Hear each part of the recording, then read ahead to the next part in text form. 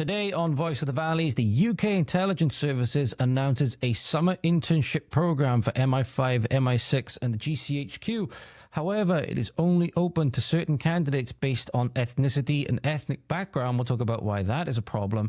We're also going to talk about armed police accosting one of the greatest criminals of today's age in Britain, the everyday British allotment worker. We're also going to discuss the treatment of Catholics in India by Hindus, because we have all manner of cases of Muslims mistreating Christians and abusing Christians and killing Christians in most instances. However, the Hindu stuff seems to fly under the radar a lot of the time. Reform have gone woke, and a trans influencer learns why refugees welcome is not always the best policy, especially for them. All that and more today on Voice of the Valleys. Why, hello there, ladies and gentlemen. Welcome back to Voice of the Valleys yet again with your host and always satirical, friendly neighborhood far-right thug, except when he's not being satirical, sarcastic, as we'll be talking about a lot with our stories today, Mr. George Cresswell. Hope we are all doing well. Hope we're all having a fantastic morning, afternoon, evening, night, wherever you are. For those of you who've been in my comments saying that DEI is only an American phenomenon, well, I got news for you with today's first story. We'll get into that in a moment. Oh, damn it. I was hoping I was going to be able to suppress that one for a little while. Damn it, before I finish my sentence.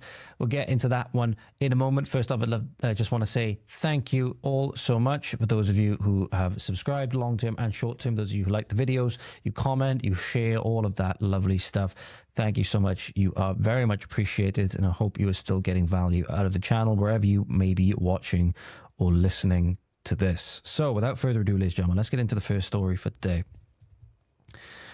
So when I said to you, ladies and gentlemen, that we had a massive security threat in the term of, or with this story rather, that spy agencies, the UK intelligence agencies, we're talking MI5, MI6 and the GCHQ, if you're not familiar with what that is, by the way, ladies and gentlemen, the GCHQ is the Government Communications Headquarters, okay? The UK's intelligence and security organisation responsible for providing signals intelligence and information assurance to the government and armed forces. Okay, so signals intelligence, we're talking about, you know, electronic communications, all things like that, servers, messages, all of that kind of stuff. So you have SIGINT and you have HUMINT. You hear those acronyms if you watch a lot of, you know, like FBI or CIA documentaries. They talk about it a lot. Human intelligence is extracting, you know, intelligence from some kind of human. There's from like some dead drop or an actual human interrogation using advanced interrogation techniques and stuff like that. Signals intelligence, all the electronic stuff, tapping electronics communications, could be emails, could be servers, all of that kind of stuff, right? So, British spy agencies have reopened a racist internship that bans white Britons. So, Britain's intelligence agencies have resumed a summer internship program that excludes white applicants. The MI5, MI6 and GCHQ summer intelligence internship, which was started in 2023, aims to attract candidates from Black, Asian, mixed heritage or ethnic minority backgrounds, and also those from disadvantaged backgrounds. But we'll see now as we get into the article a little bit more, ladies and gentlemen, but they use that more so as a way to deflect from the fact that they are using this to push the diversity initiatives and make it just about race and stuff like that.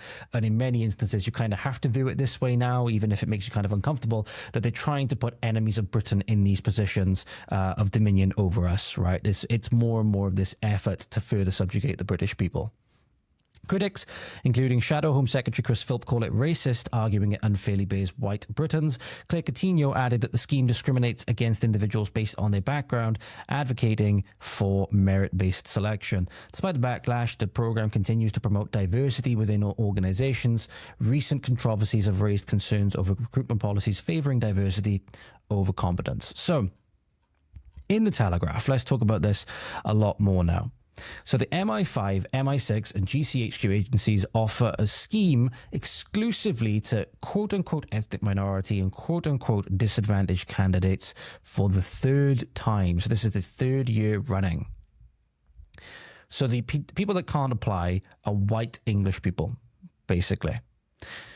So what you have, ladies and gentlemen, is a graphic which I will bring up on screen for you in a moment that is a nice graphic to explain the kind of things that they are looking for, i.e. the British state are looking for, in this. So this is what was shared regarding this scheme in its third year running.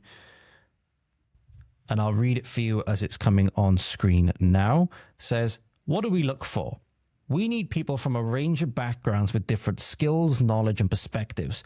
Applicants must be in their penultimate or final year of university from a Black, Asian, mixed heritage or ethnic minority background and low socioeconomic background.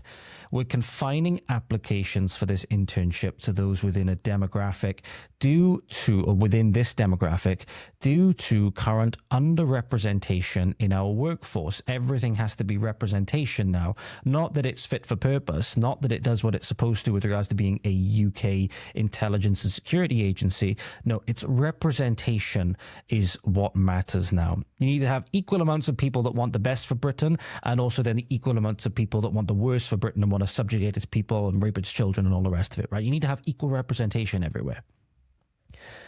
So it says here, you are from one of the following: Black, Asian, mixed heritage, or other ethnic minority backgrounds. Now, the only thing is, ladies and gentlemen, you go to anywhere else in the world and you say that you're going to start putting foreigners in a position like this. You're going to start putting foreigners in positions regarding national security and signals intelligence, which then go to, and also human intelligence, which affect every single thing across the world, with how deeply entrenched these people and these agencies are within other governments and all stuff like that. They will look at you and laugh as if you can suggest that you're going to put a foreigner in that position, right? A foreigner in any one of those positions, even just a cleaner in the bloody headquarters, you know what I mean? Funnily enough, Edward Snowden, who blew the lid on the, and again, this is not saying then that, you know, that whistleblowers and stuff like that can't come from home soil as well, okay? Not saying any of that. But the funny thing is that Edward Snowden started off when he was in Maryland at a place, is one of the universities, but it also doubled as like a something for the NSA. Started off as just a nighttime security guard, right? It's kind of funny. And obviously then he worked his way up. You know, they found out he had an affinity for computers. He was very good with computers. Obviously then he blew the whistle on the US government's mass surveillance program, which really went into effect after 9/11. But you look at any government, any agency that's going to say, oh, yeah, we're going to get this intelligence agency, which is going to have massive worldwide ramifications potentially, and also have drastic implications for national security, and we're going to staff it with foreigners. Just listen to it. Cast off all of the things which you would have had to have ingrained into your brain through your diversity and cultural training and whatever the hell else is called, your struggle sessions. This is not good. This is not good. If you want to have somebody that is at least going to have the best shot at being somebody that's going to take their responsibilities in this role seriously, they have to be of the people of that nation. They have to be of the people of that nation. And this is where you're seeing your governments, in the name of diversity, and yes, equity and inclusion, for all of those who say this is just an American thing, they're doing it in the name of this, frankly, this new religion. And it's putting you in danger. It's sacrificing you on the altar of diversity, equity, and inclusion and multiculturalism, right? So, started 2023, attracted criticism when it is labeled as racists. So, the scheme is a paid internship promising that the opportunity represents the first steps towards an exciting full-time career. Interns will not just be sitting on the sidelines.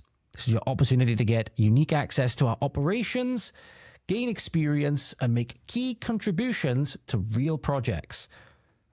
So that this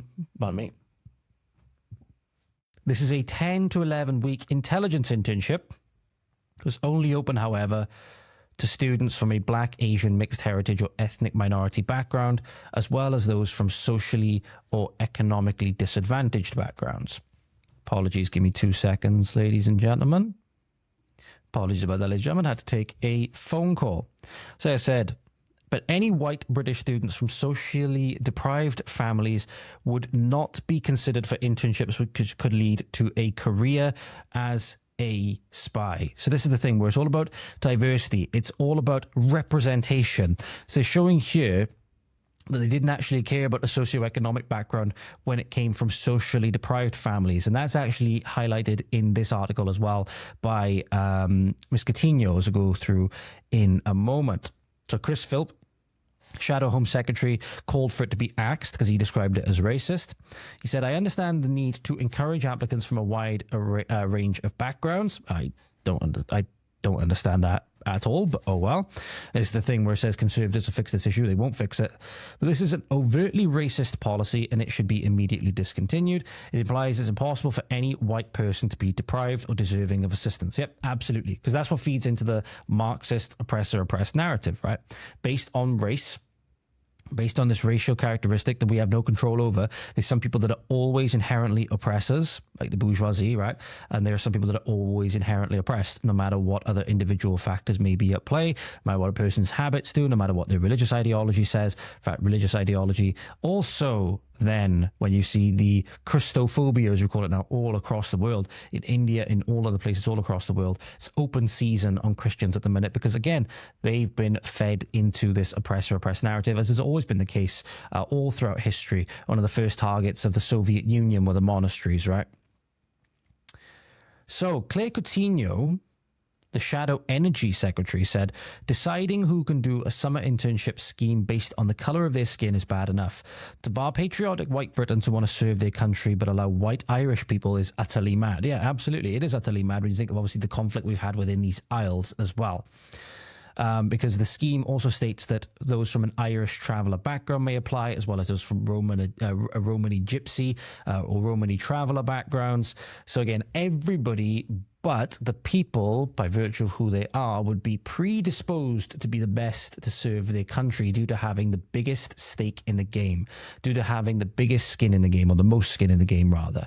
To make matters worse, Ms. Coutinho continued, the security services will also shut you out if you're the child of a nurse, a cabbie, or your dad ran a corner shop, while the child of an $80,000 a year train driver is eligible. And that's what you understand. This is nothing to do with helping out the little guy. This is nothing to do with helping out people from low socioeconomic backgrounds because they want to be benevolent and all of this stuff, right? No, this is diversity, equity, and inclusion, and didn't earn it completely on Front Street in our intelligence services. And this is a massive threat to national security. It is state-sponsored discrimination. We should just choose the best people for the job. This is where I disagree with her now. The Conservatives will defend fairness and stand firmly against ideology replacing competence. But they didn't for the 14 years, that they had the power to. They didn't. They actively facilitated it. That's where we would disagree. That's where we would disagree. Because you had the Boris wave, you had Rishi Sunak with the 50 pence piece saying diversity built Britain. The Conservatives were all over it. Robert Jenrick and all of the other ministers, all of the other MPs at the time were all over settling Afghans in under the schemes that were in at the time. You got posts for him going back as far as 2021. So no, the Conservatives are all about it. And that's why we call them the Uniparty, right? That's why we call them the Uniparty. They're two cheeks of the same arse. No matter what X you cross at the ballot box, you're going to get the same. Only thing is with Labour, you got it faster, harder, and without lube. That's what you got, right? Both of them are all captured in the same way by the same institutions that are above them. They're no longer accountable to us. They're accountable to bigger institutions with more powerful people that are backing them than us, i.e. the World Economic Forum, i.e. the UN, all of these other big globalist entities, right? That's who they serve. They don't serve us anymore, and the Conservatives are the same. The Conservatives are the same. Even for all of Jenrick's tough talk and going into the train stations to actually video record himself trying to catch train dodgers or train fare dodgers and all of this stuff himself, right? Which is commendable. Again, he has his role to play in this as well. So I can't remember what minister he was at the time, but there's a good chance, at least from what people have said, he knew about the super injunction that was in place at the time. And again, makes you wonder where his loyalties lie.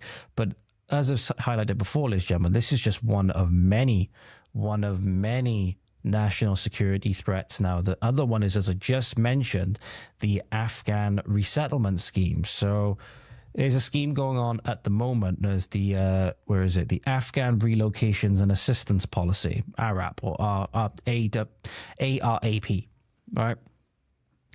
But it's come out again, as I talked about before, and again, I think I got shit for this in my comments as well, for insinuating that a lot of the people coming across now under this Afghan program didn't actually serve with our forces, so there's no good reason for them to be coming over. They're bringing over their dependents, and this is furthering the replacement because they're going to be used for redistricting purposes. And the councillor actually came out, said online that they're going to be housed in the I can't remember what the name of the place is. It's not the Premier Inn Express. It's an Express hotel in Cardiff Airport temporarily, and then they're gonna find some permanent residency for them all throughout Wales. This is redistricting. This is redistricting on a potentially countrywide scale, because we're only a country at the moment of about 3 million. We're only the country at the moment of about 3 million. I'm not saying obviously that all 200k at the moment that we're projected, or 200 however many plus 100k it is, that are going to be coming over when you factor in all of the dependents and stuff like that, not to mention most of them didn't even serve with our forces, and they're not good people anyway. It doesn't take much then. You only got to put them into a couple of boroughs. You'll sway every election going forward. You'll sway every election going forward, and they'll beat your children out for school places. They'll beat your children out for healthcare, because they will be the imported bloc that the government want to take care of. You will suffer the consequences of that decision. So what happened was, in Sky News, John Healey was asked, it's feasible, isn't it, that some people on the list were applying to come here when perhaps they hadn't done anything to support British forces or fight the Taliban. He admitted most of the names on the list were people who didn't work alongside our forces and didn't serve with them, and he confirmed that the government would honour the invitations we've sent to a number of those individuals on the dataset. Government admitting, yeah, we know that these people didn't serve with our forces, we're going to go ahead with the plans anyway. So again, if you think the government is on your side, you are sorely mistaken. They are complicit in the crimes that have been committed against you and against your future generations. And you really need to be waking up to it now when they openly say it on national TV. It's feasible, isn't it, that some of the people on that leaked list were applying to come here when perhaps they hadn't done anything to support British forces or fight against the Taliban. Now their names are on that list and at some sort of a risk. Does that give them automatic right to then come here and claim asylum? Most of those names on the list were people who didn't work alongside our forces, didn't serve with our forces. As a country, we will honour the invitations that we've given to a number of those individuals on that data set. We will bring them into this country with their immediate family members, and we will make sure, as a country, as Britain has done in the last 5 years, we welcome them. So there you go. Openly admitting, we know they didn't serve with us. We know they're going to be bringing however many other people with them that are going to put strain on us socially, that are going to put strain on public services, strain on already things housing, contribute more and more towards the welfare state. But obviously these people very likely want that. They want more state control, obviously. It's any politician that doesn't want more state control, right? Doesn't want more control and power going to themselves, right? That they're going to be bringing them over and they're going to be using them. They're not saying this outright, but they will be. They will be. It's only a select few supremely stupid people like Yvette Clarke, who we talked about before, who openly says that it's for redistricting purposes, that they will be using them for redistricting purposes. They will be using them to filter them into your communities so that they can outvote you, because they are hoping that they will vote for them. They're hoping that you will be outvoted by the people coming in, voting for the people that enabled them to come here, until those people coming in get to a large enough number where they don't even need the politician that brought them here anymore, because they will elect their own. This is national suicide. This is national suicide, and the self-flagellating and the self-harming that we are doing on a nationwide scale needs to stop. It really, really needs to stop. And it needs to stop with us first. It needs to stop with us understanding that what's going on now is wrong, that we are being oppressed in our own home. And I'm not saying that as a person that is saying that we should go about making victims of ourselves and all stuff like this. I know I cry about it on the internet all the fucking time, right? That's what you guys are listening to, but also because you want to get the information that I'm bringing forward as well. But we should understand that, no, this is a problem and we need to do something about it. We are being attacked. Right? Our government have turned on us. We are in a war. We need to start fighting it. It's okay for us to stick up for ourselves and fight for ourselves and make some people upset doing so. Hell, you cannot have a fight without some people being upset. You can't have a war without people being upset, right? But we're in it. You didn't ask for it. Politicians brought it into you anyway. So it's up to you. You either do something about it. We either do something about it or we don't. It starts with us changing our attitudes towards all of these problems, but I dare say they're not going to, which is very, very sad. Now, I mentioned this is something that's extremely sad as well, more of a sad indictment on the state of the country that we live in.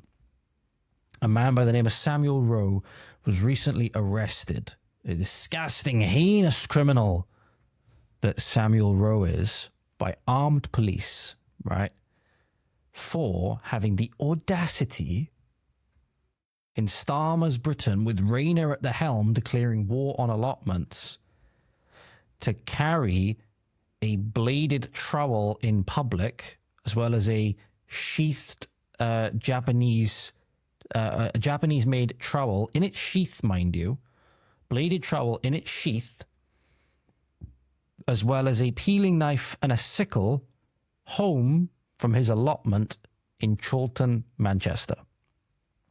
So, for those of you who, again, pretty much all of us know what knives are, right? Now, this is what they accosted Mr. Rowe with.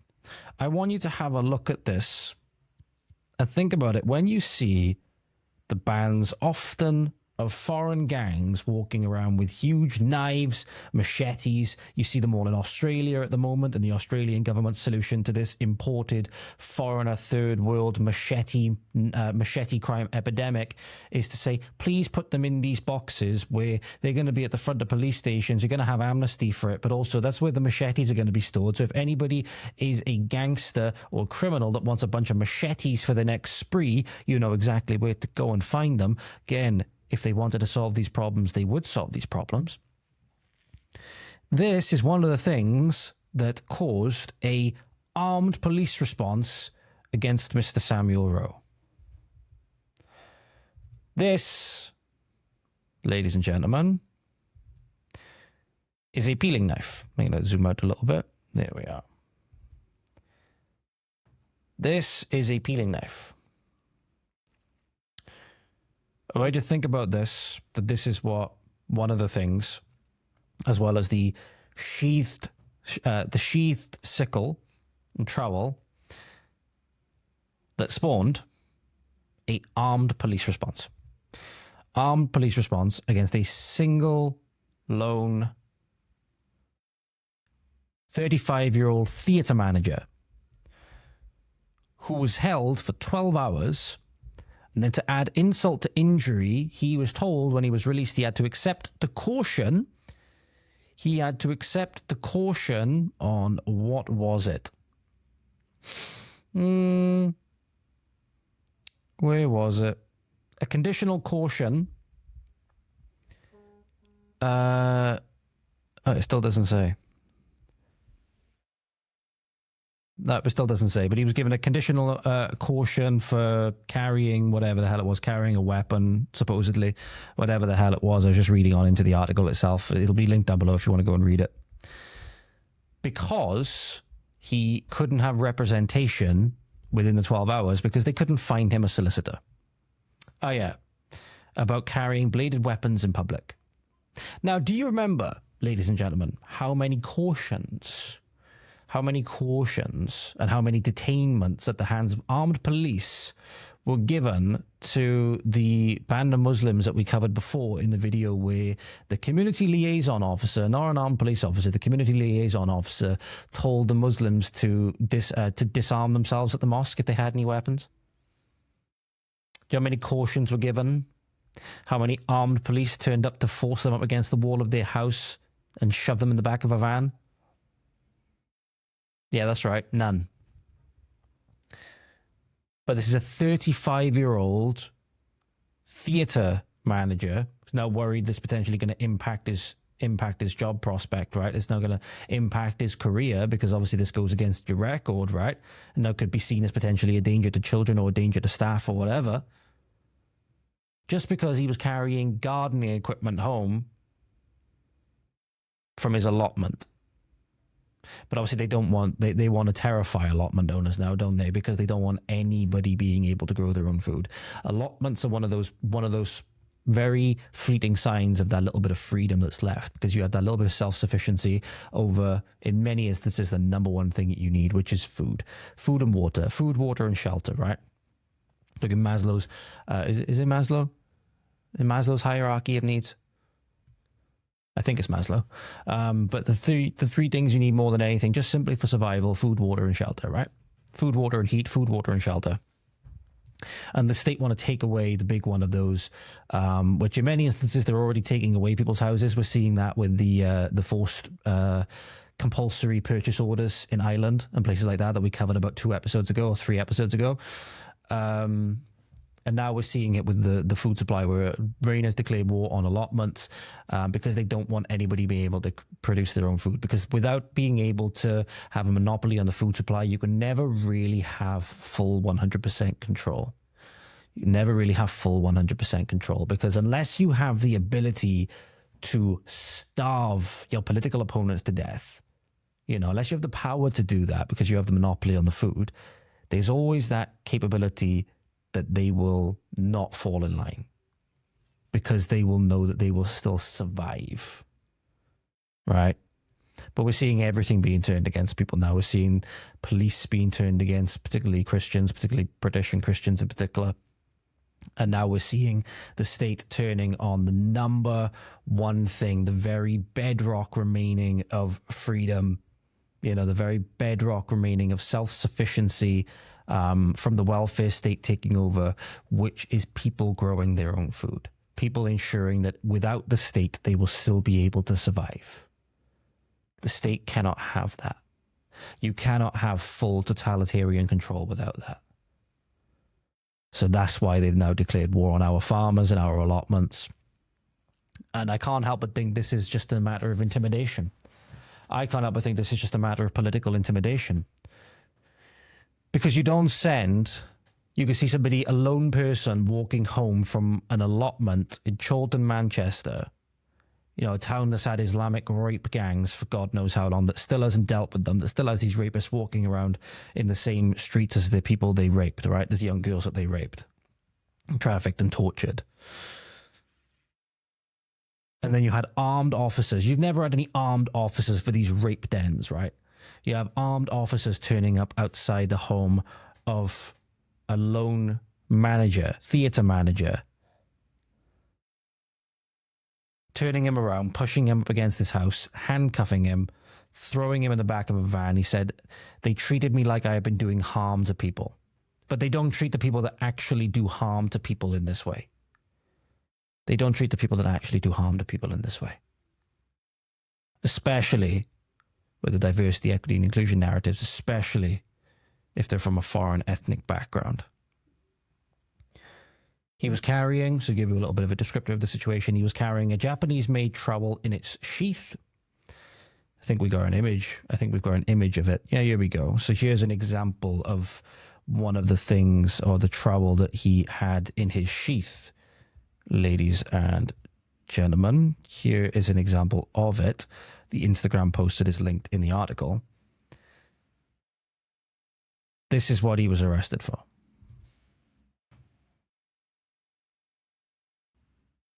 This is apparently now what classes as a bladed weapon or whatever that necessitates multiple armed police officers.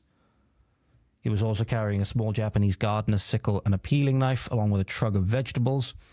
He said the peeling knife was his late grandmother's, the sickle had been purchased a decade ago, and the trowel, whose short blade and which has a short blade and wooden handle, was a present. He added he had not been aware of any warnings about carrying the tools in public. However, since his arrest, a warning has appeared on the trowel manufacturer's website, said customers need to familiarize themselves with offensive weapons law before carrying the tool in public. We strongly advise that you keep this tool concealed, sheathed and out of sight in public places, preferably in a gardening bag or toolbox rather than on your belt. But this is just disgusting. You have gangs running about with machetes, right? It's done nothing. You have Muslims being told because they got to be able to police their own communities now because we've decided that we're going to become a society that decides to have parallel legal systems depending on your religion and your ethnicity and all of these things, right? That you got to discard your weapons at the mosque and all of this stuff, right? But a British man, a theatre manager, just carrying gardening equipment back home, gets armed police officers as a response and gets treated as though they're a disgusting, murderous terrorist, right? This is truly disgusting. And then to make matters worse, you have to accept the caution because they couldn't find a solicitor for you in the 12 hours. They couldn't find a solicitor for you. Just adds insult to injury. Just adds insult to many people's injury as well, ladies and gentlemen. Again, the political incompetence and the maliciousness that is on display with our political class, where they will do anything to not solve the problem, but make it look like they're trying to. Make it look like they're your friend and trying to help you, right? So on Oxford Street in London, to combat the epidemic of mobile phone theft, right? Usually from Deliveroo or Uber Eats or whatever else other illegal immigrant occupying, delivery service that people use to get all mounds of shit just to their house because they're too lazy to make anything and they're even now too lazy to go out and get it, right? That they'll yoink it out of your hand as they're going past, right? And you'll never see that again. The criminal organizations that have turned, and the criminals that have turned what used to be historically a very safe and prosperous city into a disgusting third world, rape reported every hour on average hellhole, Sadiq Khan says is the epitome of diversity and multiculturalism. They have now installed along pavements lines, much like you'd see on the edge of a train platform, where it says mind the gap, right? Except this time it says mind the grab. So you have this, for example, ladies and gentlemen. This is the enlightened London government's solution to mobile phone theft in London. Lines on there that say mind the grab. As if these criminals are going to have, because they see a demarcation point of the pavement, they're going to be like, oh no, can't go up on there, it's a pavement. As if they're going to be so deterred by a purple line that they're going to think twice about nabbing a person's phone, which is still going to be in reach of them in many instances. They're only going to come slightly on the pavement, right? But this is what I mean. Taxpayer money was funded into this. Taxpayer money was funded into this scam, funneled into this scam. And it's all to make it look like they want to solve the problem. But in reality, they don't. In reality, they don't want to solve the problem. They're perfectly okay with it getting worse. They're perfectly okay with it being like this. Right? They want this to be completely normalized. And there's no deterrent, and there is not going to be any deterrent. Think about it. Imagine how much better a deterrent would be if were to steal something in this way and you were to get slapped down with, 20 years, something like that, with no possibility of parole or whatever. You'd soon see a lot of these instances stop. It's because there's no deterrence. There's no deterrence because we've become such a weak, pandering, you can't say anything about negative about anybody because you might risk offending them with hurty words and all of this stuff, because we've become so weak and so morally corrupted. Our morals have been completely inverted. We have no backbone anymore. These are solutions that we come up with. But it's not us that come up with them, obviously. But think about it. This is what happens when you give away every avenue to keep your political class accountable. This is why I've said so much before that this is the reason why Americans take the Second Amendment so seriously. A lot of Americans, anyway. Obviously not all of them.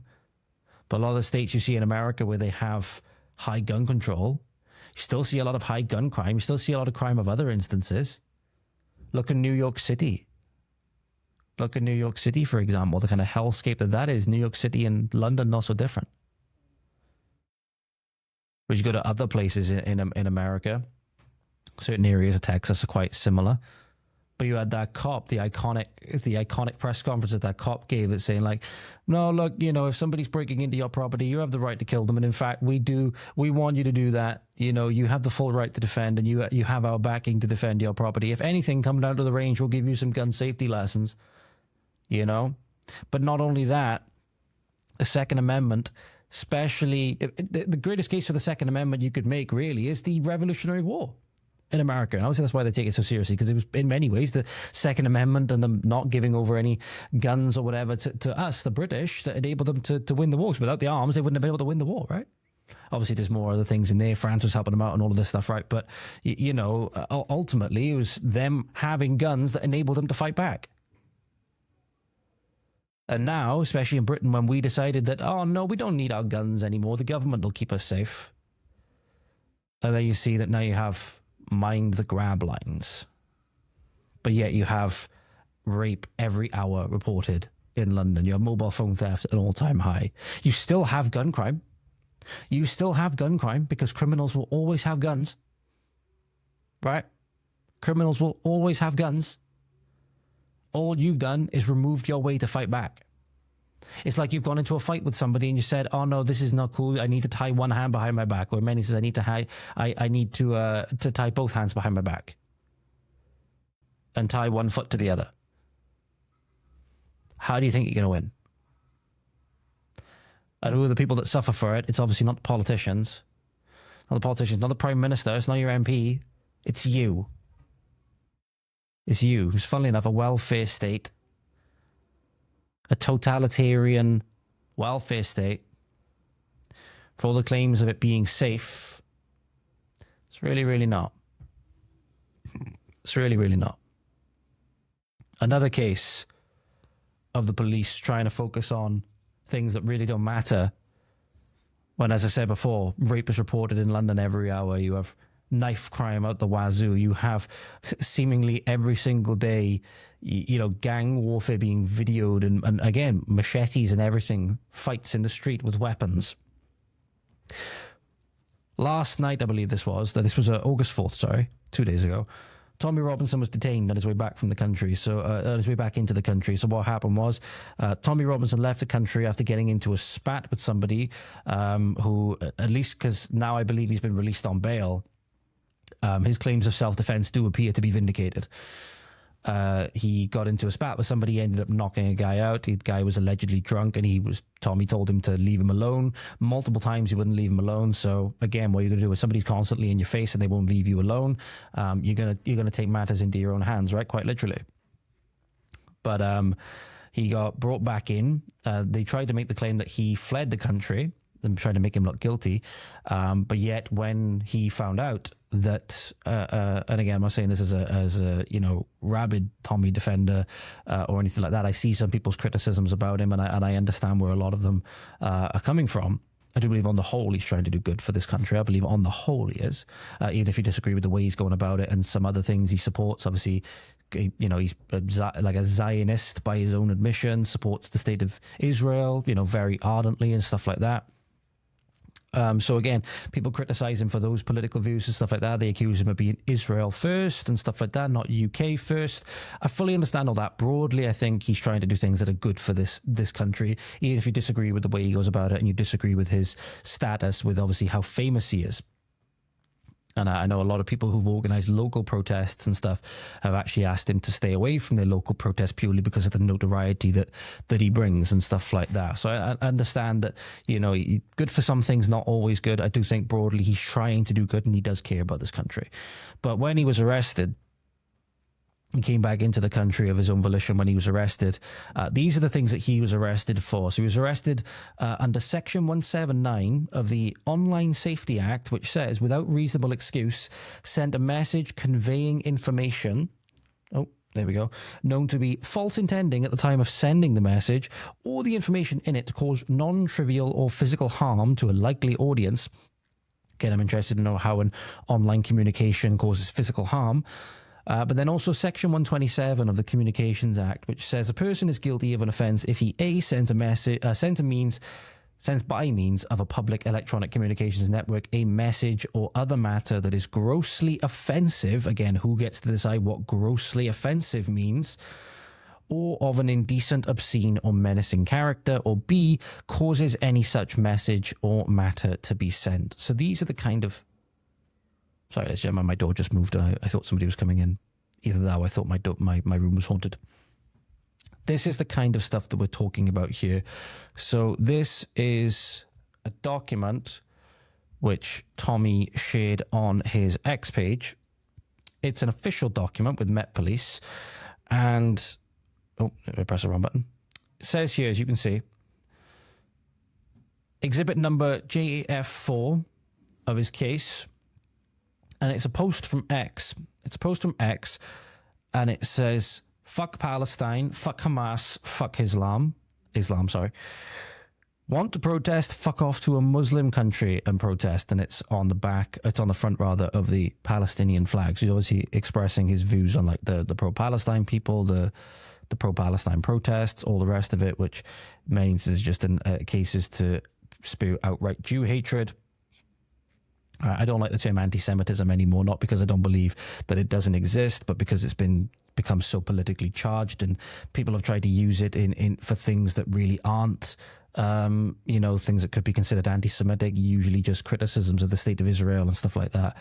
So, yeah, I don't like using that term, but a lot of people just use those protests to spew outright Jew hatred, like Mohammed Hijab, for example, who recently was brought in front of a court for the defamation case which he brought against Douglas Murray, which he lost. And that's very, very satisfying. Good to see. I believe David Atherton was also included. Maybe not in that case, but I believe he brought a case against David Atherton as well, which he also lost. But then another one, for example, is this one, where he points out that there's a school in London's East End called Kobe Nasrall Primary School, has been named as the first in the UK where none of the children's first language is English. It is a completely foreign school. It is a completely foreign school on English soil, and British soil, whichever term you want to use, and that is not good. That is replacement in action.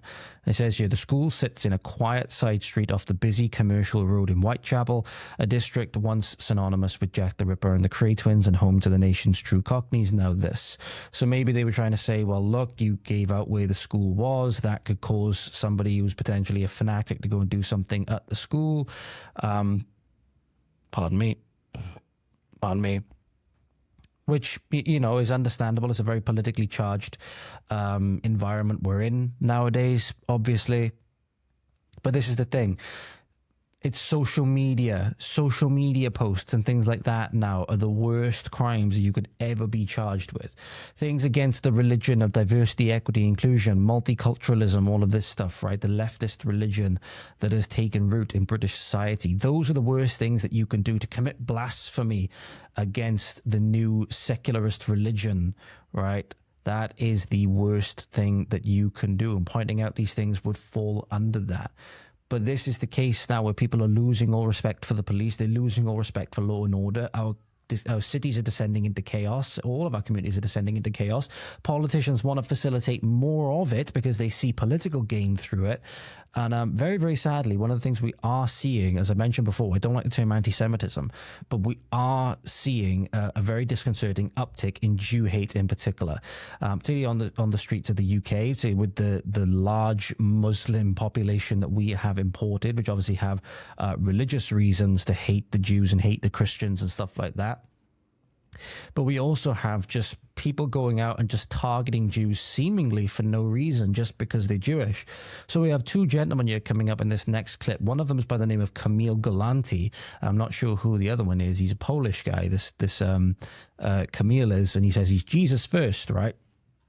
But they're going around and it seems to be something relatively harmless, maybe just causing a nuisance. But again, when it's done for religious and ethnic reasons in this way, again, that brings up, again, memories from history, all of these things, right? And is indicative potentially of the spread of not so good ideologies and outlooks, should we say. And again, I'm not saying this is a person that's only saying the problems with the UK now should be mentioned because it's affecting the Jews and stuff like that, which other nationalists are saying, right? Some people are only coming out and saying a lot of the dangers that people have been speaking about for years, purely now because it's affecting them, right? Because it's affecting them now, they're saying things about it when they didn't care about it, when it was, young British girls being raped and all stuff like that, when it was people being priced out of houses, people being jobs taken away, school placements taken away, schools were being taken over by foreigners in many instances, in many places, and they were told that if they objected to it, they were just racist and Islamophobic and, objecting to diversity, and diversity is this good thing for whatever reason that we can't quite say. People who were saying that at the time, like, a good example about the rape gangs, for example, is the EDL. They were saying at a time when it was very, very unpopular to do so. BNP and people like that as well were saying similar things, whether you agree with them or not. A lot of people have since come around to similar ways of thinking, but they've only come around when it started affecting them. Those people should be viewed with scrutiny. Absolutely. But it's okay then to say that the problems we're seeing, that people such as Jews, for example, are being targeted for this reason. And again, I'm somebody that says it as, for example, I don't believe we should have certain religions in the UK, such as Islam, okay? Again, you don't have something like Christianity, which has been, possibly the best thing that's ever happened to the world, right? The spread of Christianity has been the best thing that's ever happened to the world. You don't have Christianity without Judaism. That's obviously true because Christ comes and fulfills the Old Testament prophecies, and the Jews chose to reject him. If they're true Jew and they reject the New Testament, they reject Christ, for example, that's where the difference comes, right? And that's where the conflict often comes. But you don't have Christianity without Judaism. Islam is then something, as far as I know, is completely different. I've seen Michael Knowles talk about the origins of Islam, for example. He says he thinks it's, Muhammad meets an Nestorian heretic, and that's how Islam gets started. But either way, Islam is completely distinct. And obviously, it says that don't make friends with the Jews and Christians, right? Because they are friends unto themselves, or they are friends amongst themselves. Don't be friends with them. So it's an ideology that is imperialistic, it is colonizing, it is spreading, and it's spread by the sword. It's spread by the sword or by the gun in many instances now, and it brings a lot of terror in its wake. That's what we saw with the ethno-religiously motivated rape gang. So as far as I'm concerned, the ideology itself and the people that follow it do not belong in the British Isles, do not belong in Europe, do not belong anywhere. Okay, the ideology does not belong anywhere on this planet, in my opinion, because it's an evil ideology.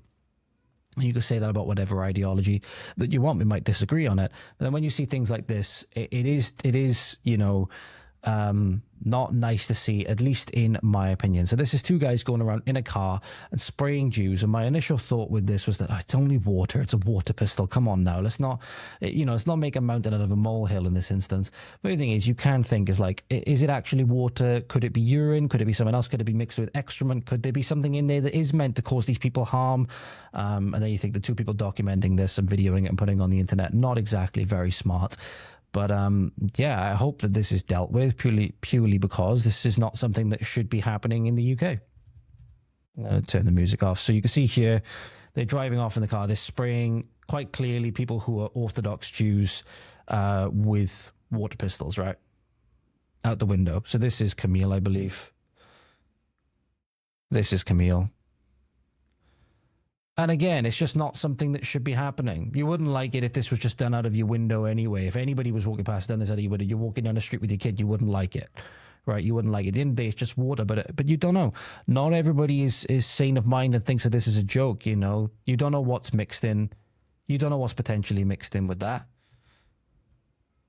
So again, I do hope that it is dealt with. I do hope that it is dealt with. And again, I'm not saying that it's just because now it's affecting the Jews. We need to talk about these problems. We should be talking about these problems for how it's affected all of us. Now, getting on to one of the big things that's broke recently, which is that reform seemed to have taken a turn for the woke. So people have been calling reform woke for a while. And it does seem to be that ever since a certain prominent character came into the tune of £200,000 or whatever it was, they certainly have seemed to have gone back on a lot of the things which they said they were going to do circa around this time last year. Liam Tufts put on X, you know, responding to Nigel Farage in one instance where he said, what the hell happened to you guys? This time last year, you had the entire country in the palm of your hand. You know, you had the entire country at your feet. What the hell happened? Now it's been confirmed that at least in some instances, reform policy is to house male prisoners in female prisons. In 2025, nearly in the last quarter of 2025, we've had the What is a Woman film. We've had all of the outrageous protests out in America where all of this lunacy was playing out all throughout the Biden administration. And we were calling it how lunatic-like it was, right? Now, Reform have come out and said, and they're using Dee Willoughby as an example. So Anne Whittaker clarified on GB News, I believe it was on Talk TV, sorry, which I'll play the clip for you after I read this, clarifying remarks that were made by Vanessa Frake, Vanessa Frake, who was recently added to Reform's board. By the way, here is Vanessa Frake, ladies and gentlemen. When we say that maybe they were warning signs, Vanessa Frake is on the right, by the way, in this image I'm about to show you. Maybe they were warning signs with regards to this stuff. Maybe there were some things we could have looked at and, you know, said, why are Reform bringing these people in? So it was Vanessa to initially make the remarks that they would house men in women's prisons, basically. But Anne Whittaker clarifying in this article on GB News titled, "Since the adults have left the room, let me set the record straight on Reform's trans policy."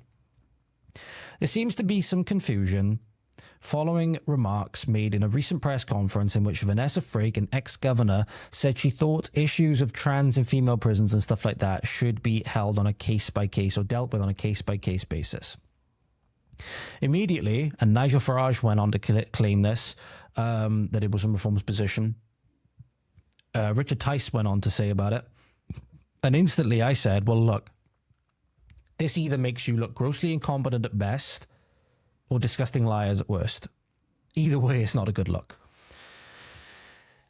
So the clarification came that to protect women from assault, Reform policy would say that the norm should be that the prisoner should serve the sentence imposed in a prison of the sex that the person was born in, right? So allowing any man who identifies as a woman to be housed among female prisoners poses too great a risk to their safety and therefore is a dereliction of duty on the part of the prison service. For that reason, and especially in light of the recent ruling of the Supreme Court, it is Reform policy to keep such prisoners in male prisons. Now, this is a good start. This is a good start. However, it's not good when we say that attempt some clarification and then they go on to say some good things and then they say, however, again, doesn't bode well, does it? There is a very small number, or I should say they are a very small number, of trans people who have undergone the whole hog. They have undergone extensive surgery to remove their male genitalia and to create a seemingly female body. They have developed breasts and taken drugs to suppress male hormones and promote female ones. They look and sound exactly like the women they believe they have become, and they may have lived that way for years. We have a duty to ensure their safety too, and beyond all peradventure, they would not be safe in a male prison, but liable to serious sexual assault, including rape. You see where this is going, ladies and gentlemen. They would not, however, pose any threat to women, and it is unlikely that the women would in turn feel threatened. This is not a man in a dress. It is somebody whose body itself has been extensively altered. There are not enough of such prisoners to justify a special unit, and so the choice is between housing such a person in a male prison in solitary confinement for that person's own protection, which is clearly unacceptable for any length of time, or this is the case. Now, ladies and gentlemen, I'm going to read this verbatim. This is not my word. This is not my view. This is me quoting Anne Widdecombe verbatim. Housing her in a prison where she will look and feel like the other inmates. This speaks directly to the heart of reform now. Reform, if this is their position, having been clarified today, this was posted today, at time of recording, if this is indicative of their position, they've just said that they believe men can be women, which is possibly the most woke thing you can say nowadays, that men can be women, that all it takes is a bit of makeup, some bottom surgery, and potentially some top surgery, some horrific some horrific mutilation processes, which in my opinion should never ever be allowed to be administered anyway. Because quite clearly these people are dealing with a mental problem. If a man believes that they're a woman, that is clearly a mental problem. But it says where she will look and feel like the other inmates. So Reform are admitting, or at least Anne Widdecombe is admitting, even if Reform are now saying she doesn't speak for us, but they put her in this position, that they believe a man can be a woman based on the terms that they used. They just described a man as a woman by using the female pronoun, by using the female pronouns. And that's why J.K. Rowling, I believe, went on to say that Reform have gone woke. And I can only imagine now, with how much the resentment is built against the woke stuff, that we're going to be seeing them, I'm hoping so anyway, that we're going to be seeing the membership crashing through the floor very soon. And I say that actually as somebody that is wondering, especially in Wales, what exactly is the alternative going to be. I'm there hoping at the moment, I'm potentially thinking Advance UK is our best bet, and Advance UK Wales is potentially our best bet. Because this is bad. This is bad, because then they said, think India Willoughby, the man masquerading as a woman.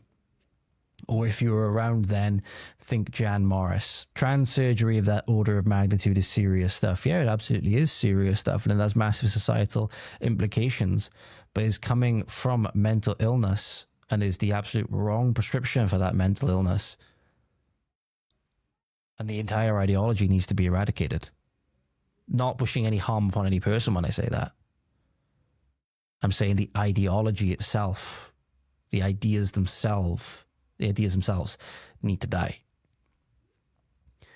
Such people do not want to be men, are no longer driven by male hormones, and do not get excited by the prospect of sex with women. But no, they do get a sexual thrill out of this pretend fantasy and being able to be in the same place as them with their privileges and stuff like that. They get this autogynephilic sexual thrill out of this masquerading act that still does put women in danger.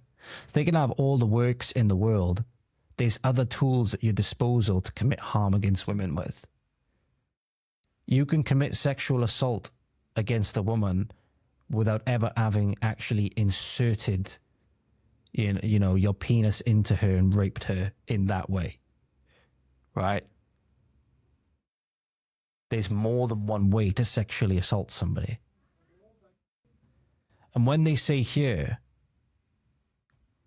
and this is the thing here, and they said that we have a duty to ensure their safety too, beyond all peradventure. They would not be safe in a male prison, but liable to serious sexual assault, including rape. It's not the women's fault that this person denied who they actually were and put themselves in this position via the decisions that they made. Because men, just regular men, haven't undergone any surgery, who haven't tried to masquerade themselves as women because of mental illness and all of this stuff, are still liable to be raped in a male prison. They're still liable to be raped in a male prison. You hear horror stories of this happening all the time. all the time in prisons. So those men are in danger. Where's their special treatment? Or to protect them, are they all of a sudden going to be able to identify as women and be put in a women's prison for their own safety? Or are you just going to put them in solitary confinement? You said that it's not okay to put them in solitary confinement in one case because you perceive this person as vulnerable, but all men pretty much are not safe in prison from these things because it's prison. It's prison, and they're there for a reason. It's not on the women in their own prison who had nothing to do with this then to accommodate this person, regardless of what mental fantasies they have and all of this stuff. Right? Mental fantasies and mental delusions. Ben Habib chipped in the comments and said, if a man chooses to mutilate his own body that does not turn him into a man, into a woman, he is still a man. To treat him as a woman is an endorsement of transgender ideology. Yeah. It is. It is. It absolutely is. But here's the video, I believe, that's linked to this from Talk TV.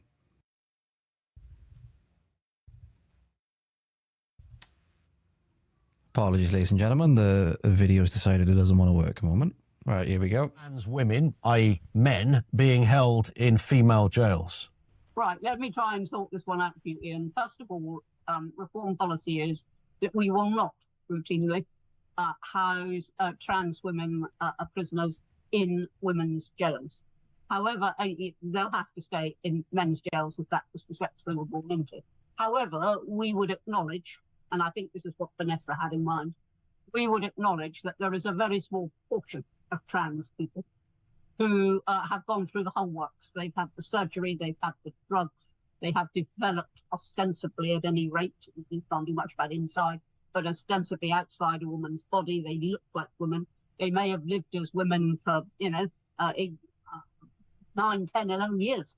And we would acknowledge that if you put somebody like that, who looks like a woman, into a male prison, that person would be in extreme danger of serious sexual assault, there's no doubt about it.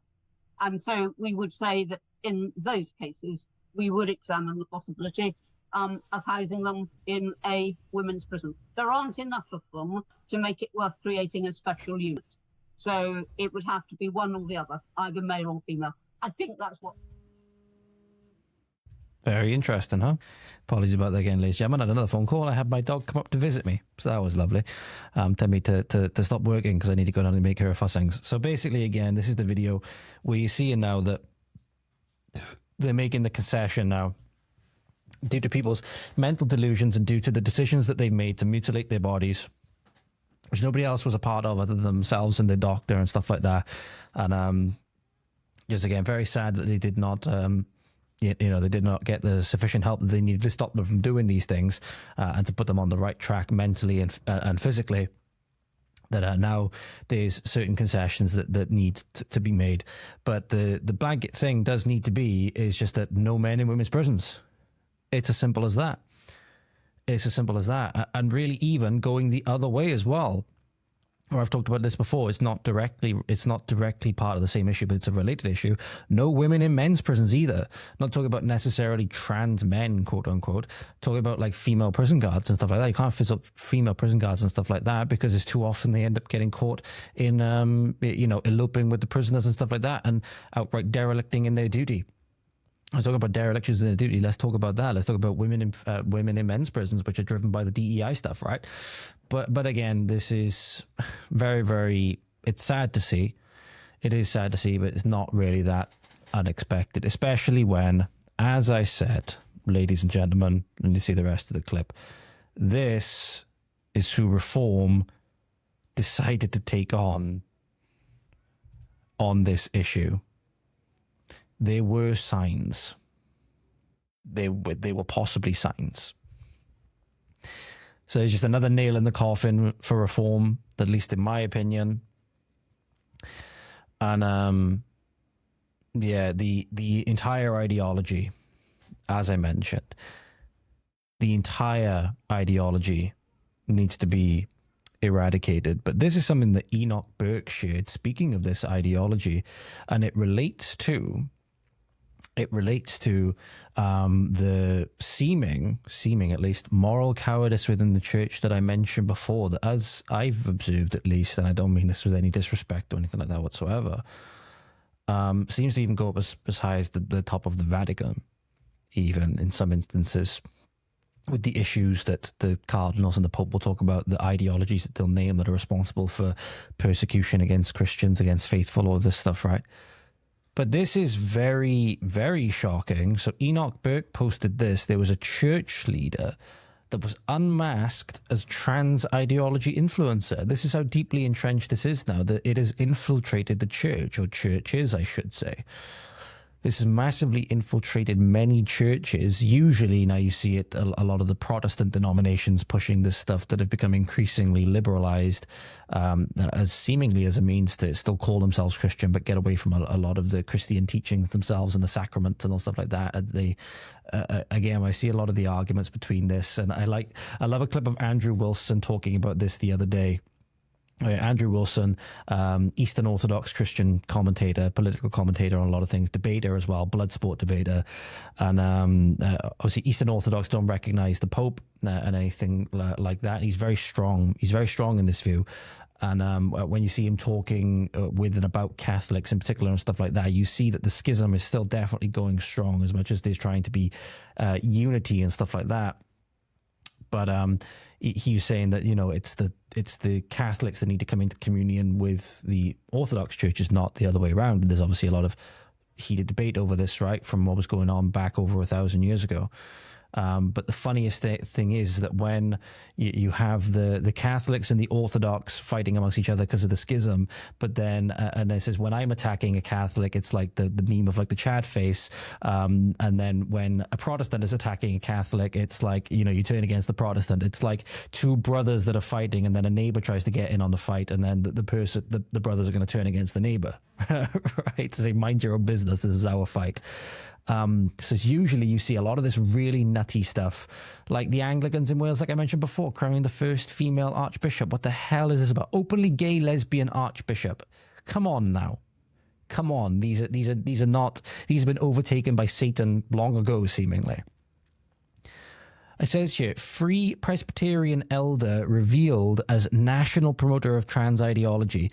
The chairman of the Transgender Enforcing Education Authority in Northern Ireland is a prominent elder in Ballymoney Free Presbyterian Church.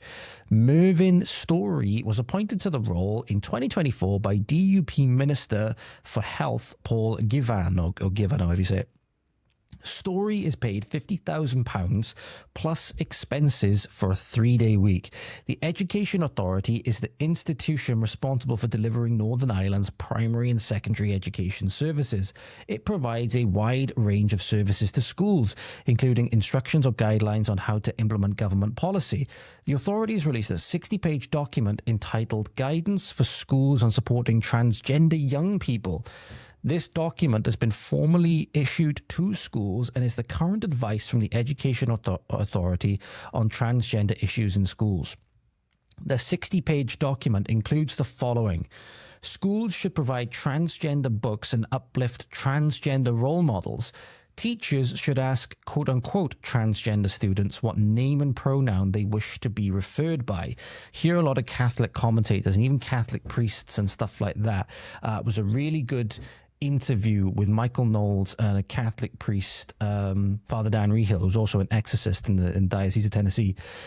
He had an instance of a person who was demonically possessed, and they had to start praying against. Eventually, they had to find out they had to start praying against these spirits of diversity and stuff like that, because person, due to their upbringing and due to a weird familial situation which they have, in which he grew up with a stepdad who favoured his daughter over the person whom he was with, i.e. this person's mother at the time, who was a male. And as a result, he felt in order to, and grew up this way, in order to get attention and love from his stepdad, he had to be a girl. And so went through all of the, became transgender, quote unquote, and all of this stuff. And it was a gateway to full demonic possession. Again, I haven't seen any cases of demonic possession personally and stuff like that. I'm just recounting Father Rehill's account of events. But eventually, once they found this out from the guy's mother, had to pray against the spirits of like diversity. When they were doing the rite of exorcism and doing going through the creation, and when he said, or when the Father Rehill said, and God created your genitals as a boy, this is apparently where the demon manifested and went nuts, but this is how then they were able to get it out. So this is deeply, deeply demonic. This whole thing where it's a rejection, it's the ultimate sin of pride, basically, where you can, it's like a rejection of creation from a Christian perspective and how God made you, from Genesis 2, and male and female, he made them, right? Or made he them, So again, this endorsing this stuff where we get to be the authority on what we are called is deeply, deeply anti-biblical, and so therefore you know exactly where it's coming from. And the fact that church is endorsing this is truly, truly disgusting. Teachers and school staff should use the student's preferred name and pronouns, including the they pronoun. This is a really disgusting one, which I see time and time again. Teachers must not tell the parents that they are changing the gender identity without the child's consent.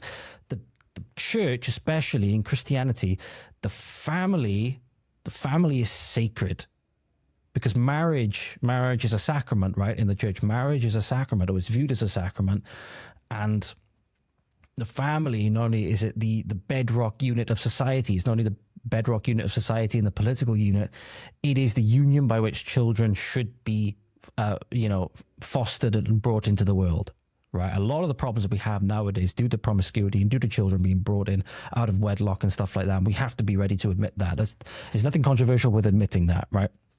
When you're not committed to each other, when you're not committed to each other in the eyes of a higher power that's joined you together, that leaves you at mercy to do whatever the hell you want based on whatever whim you want. It's why no-fault divorce is such a big thing, right? But then when you have the document which the church has signed off in this instance saying that, no, keep this stuff from the parents, that is demonic. This is demonic stuff. Truly, truly disgusting. Schools are encouraged to promote this ethos by setting up a gender and sexual orientation alliance in schools, teaching in a gender-aware way, and using LGBT resources in the classroom, and teaching the RSE curriculum. And you want to know more about the RSE curriculum and how disgusting it is that it says that children are sexual from birth and all of this stuff, go and listen to my conversation with Kimberly Isherwood if you haven't done so already. So this is the video that's attached to that post as well. Tell me if you see anything Christian about this. Tell me if you see anything Christian about this, ladies and gentlemen, because I sure as hell fucking don't.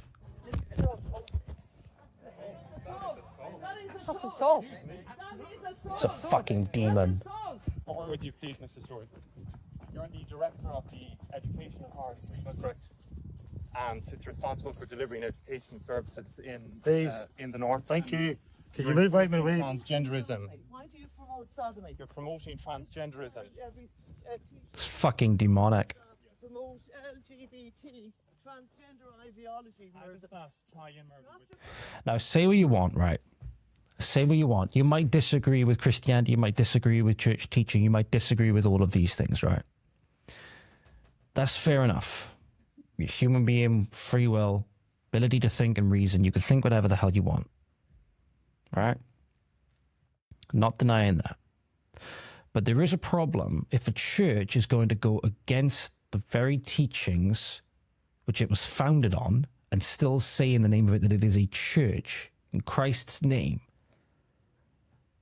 You can call that out and say that that is disgusting. You can at least call that out and say that that's not what the church should be doing. Because if you're going to stand for something, stand for it.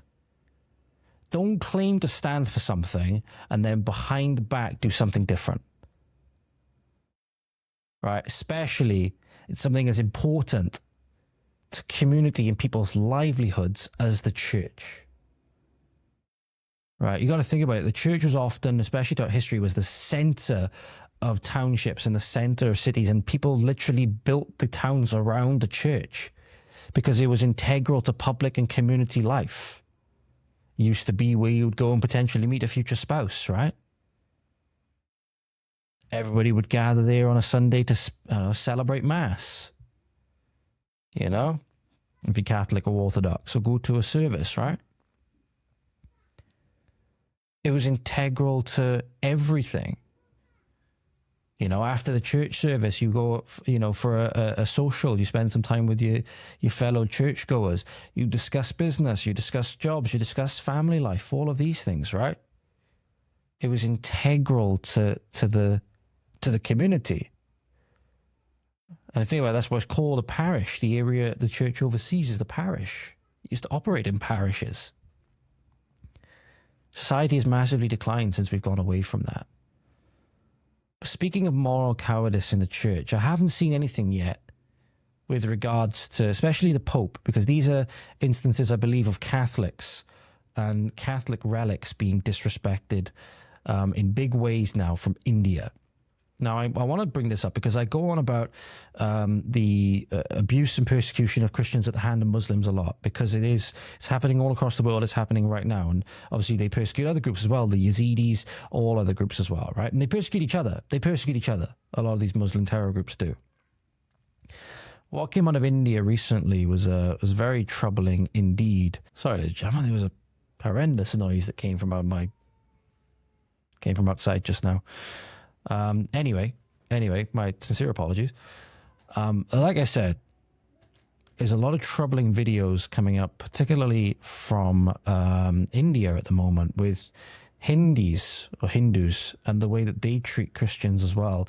We mentioned before that there were 2 Catholic nuns that were brought up on, I believe it was false charges of forced conversion is what they tried to do. This is an example of how these Christian nuns, for example, are often treated in these areas of the world, and that Christian persecution goes on every single day, multiple times a day, possibly bigger than anywhere else, possibly more than anywhere else on the planet, and people don't want to talk about it. आप लोगों को खाना बनाने वाले नहीं मिलते आगरा में, मैं दिलवा दूं, जो छत्तीसगढ़ आए हैं आप लोग यहाँ लेने के लिए हमारे यहाँ की लड़कियों को पूरा लॉट का लॉट दिलवा देती हूँ खाना बनाने के लिए वहाँ आगरा में. जिस तरीके से गतिविधि कर रहे हैं समझ में आया मेरा थोपड़ा मालूम है. So I don't actually know what she's saying, but fair to say she's not exactly speaking in a very respectful tone and is being very respectful to the 2 nuns which you see here. You also have examples in churches in India as under the leader Modi. Hindi terrorists, this was posted today, destroy a statue of the Blessed Virgin Mary in Chhattisgarh, however the hell you say that. And the person alleges that posted it, this is reflective of basically daily life for Christians in India. So here's that clip coming up for you now, ladies and gentlemen. Here's these terrorists desecrating and destroying a statue of the Blessed Virgin Mary.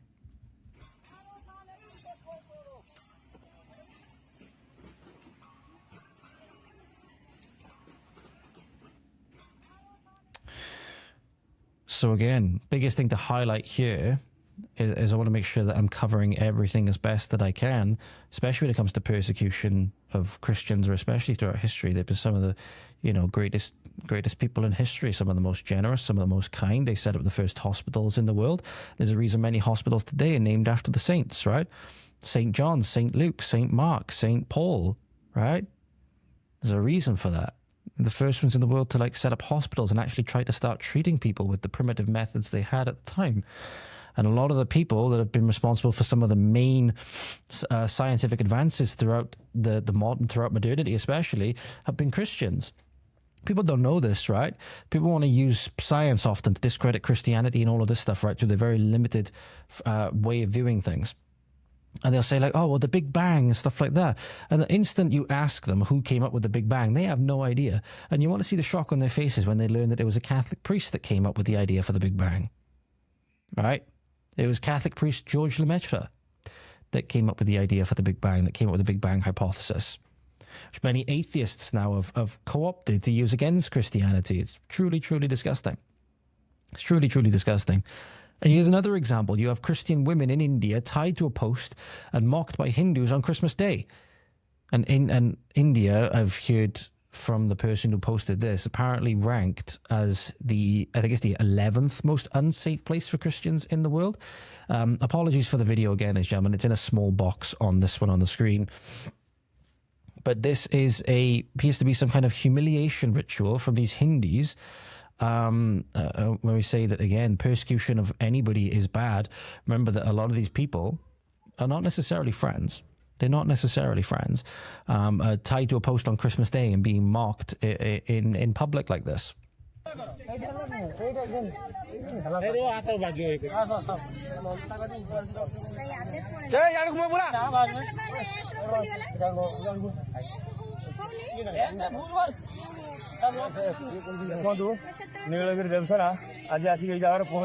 ଏଇମାନେ ସବୁ ଧର୍ମାନ୍ତୀକରଣ କରୁଛନ୍ତି। ଆମେ ଦିନରେ 24 ଘଣ୍ଟା ଆମ ରକ୍ତକୁ ପାଣି କରିକି ଉପାସ ଭୋକରେ ଆମେ ଆଜି ଧର୍ମକୁ ମାନେ ଲଢ଼େଇ କରିବା ପାଇଁ ଧର୍ମ ପଛରେ ଧାଇଥିବା ବେଳେ ଏମାନେ କୁଚକ୍ରି ଆସିକି ଆମ ସମାଜକୁ।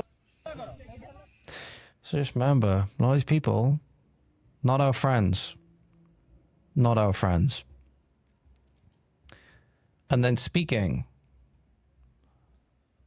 of not our friends, this last story, ladies and gentlemen, there was an incident of what I can only imagine, or what usually comes across to me at least, is people's prideful ignorance coming back to bite them in the ass.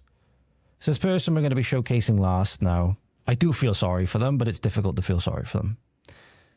Because it's a trans influencer, and I believe, just judging by the appearance, is somebody tried to masquerade as a female, so I'm presuming this person is male, who, in all likelihood, in all their prideful ignorance, and all this prideful ignorance being, obviously these people, you won't see conservatives in this position, so we can imagine this person is quite far to the left of the political spectrum, likely in a lot of Queer for Palestine, Blue Sky, Stop the Far Right, the fascists, all of this stuff, right? Despite the fact they don't know what these words mean.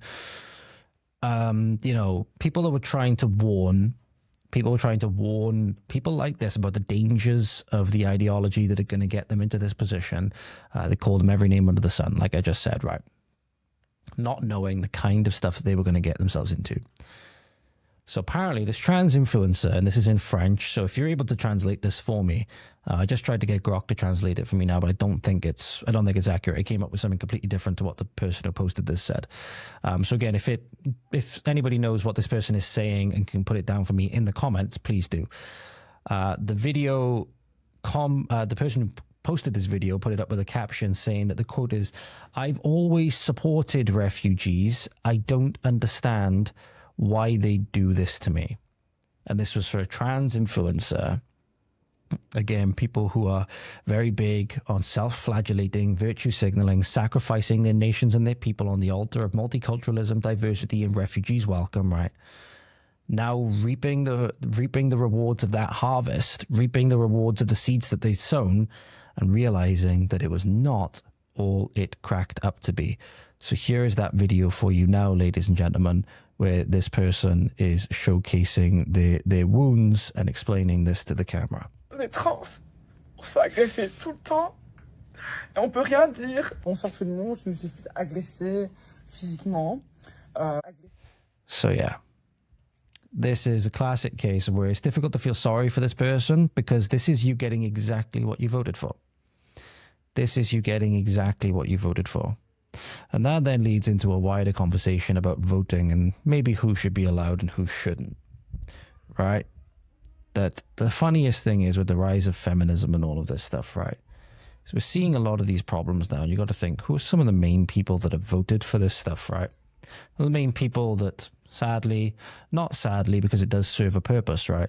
Often let emotions fall in the way of logic, and often let these emotions fall in the way of virtue and stuff like that.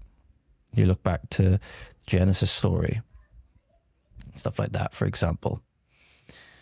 Who are the ones that in many instances now, via voting for overwhelmingly for the welfare state, that put themselves in this position?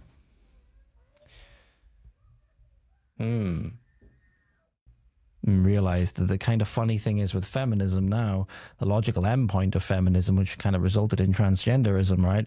That women have kind of voted all of their privileges which they had under the old system, they voted them away under the guise of progress.